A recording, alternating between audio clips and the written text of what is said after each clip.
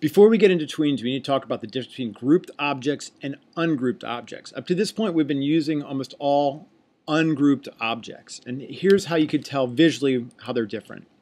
If I draw an object and I select that object and I see little white dots like I do right now, that means that is an ungrouped object. I could take my lasso tool and I can select certain parts of ungrouped objects and you see they light up.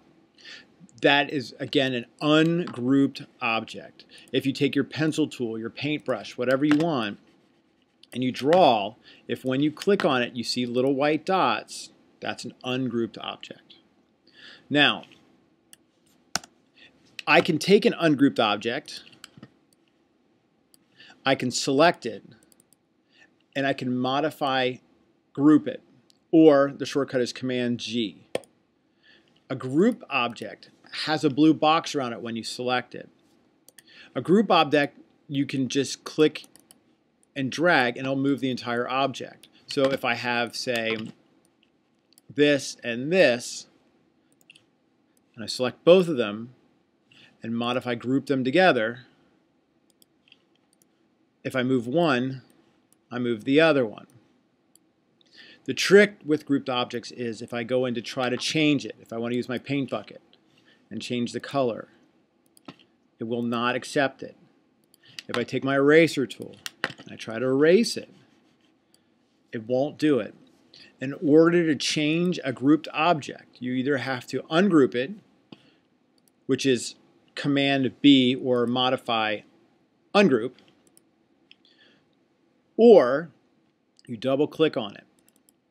And if you double click, you'll notice my other circle just went pale, and if I look over here where it says Scene 1, Group, that means I'm now inside the grouped object, and now I can change the colors. To get back out to the main stage, I just click twice, or right here I can click on Scene 1, and it'll take me back out to my grouped object.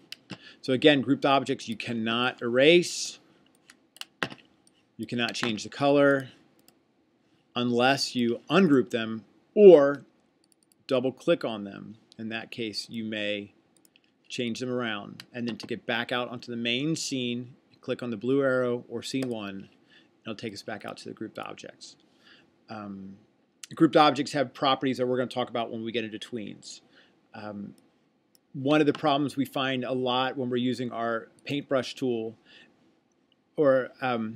is that sometimes this drawing object is selected and then we go to draw a simple object and it becomes automatically grouped.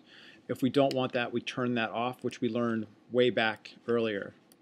So although they look the same, this one's grouped, this one's ungrouped, this one I can change colors to, this one I can manipulate, this one I can't,